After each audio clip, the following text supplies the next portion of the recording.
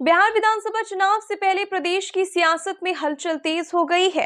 अब तक यहां मुख्य मुकाबला एनडीए और इंडिया गठबंधन के बीच माना जा रहा था। वहीं अब बाहरी दल भी चुनावी मैदान में उतरने लगे हैं। उत्तर प्रदेश के भीम आदमी प्रमुख चंद्रशेखर आजाद की पार्टी आजाद समाज पार्टी कांशीराम ने भी बिहार में दम दिखाने का ऐलान कर दिया है। बुधवार को पटना में आजाद समाज पार्टी के प्रदेश अध्यक्ष जौहर आजाद ने प्रेस कॉन्फ्रेंस कर कहा कि पार्टी बिहार की 100 विधानसभा सीटों पर अपने उम्मीदवार उतारेगी। उन्होंने बताया कि इन 100 में से 60 सीटों पर विधानसभा प्रभारी भी नियुक्त किए जा चुके हैं और बाकी पर तैयारी अंतिम चरण में है। पार्टी का दावा है कि जिन 100 सीटों पर वह चुनाव लड़ेगी उनमें से 46 पर सीधा मुकाबला महागठबंधन से होगा।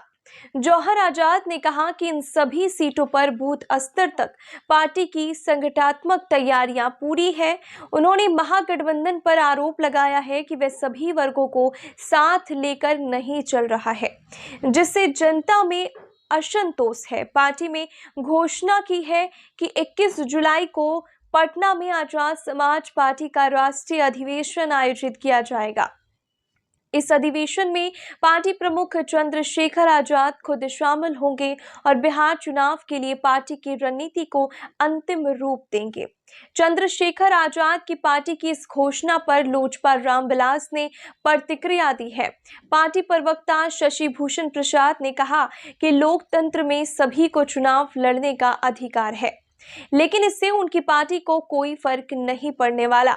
उन्होंने दावा किया है कि दलित समाज चिराग पासवान के साथ मजबूती से खड़ा है और चिराग पासवान दलितों के सबसे बड़े नेता बनकर उभरे हैं।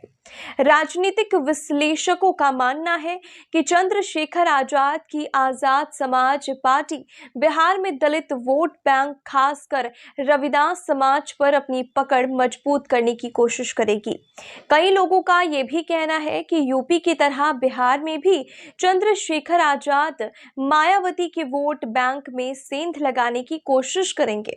उनके मुताबिक रविदास वोटर अब तक मायावती और भाकपा माले के कोर वोटर रहे हैं, लेकिन अगर चंद्रशेखर आजाद इनमें से कुछ हिस्से को भी अपने साथ जोड़ने में कामयाब हुए तो इसका सीधा सीधा नुकसान महागठबंधन को हो सकता है। खासकर आरजेडी को संतोष कुमार ने कहा कि अगर चंद्रशेखर आजाद 500 से 1000 वोट भी काट ले जाते हैं तो कई सीटों पर समीकरण बदल सकते हैं। विशेषज्ञ का यह भी मानना है कि एनडीए को चंद्रशेखर आजाद की पार्टी से कोई भी सीधा नुकसान नहीं होगा, क्योंकि रविदास और पासवान वोटर अलग अलग राजनीतिक ध्रुव पर खड़े रहते हैं। पासवान वोटर एनडीए के साथ है और चिराग पासवान की पकड़ अब भी मजबूत मानी जा रही है।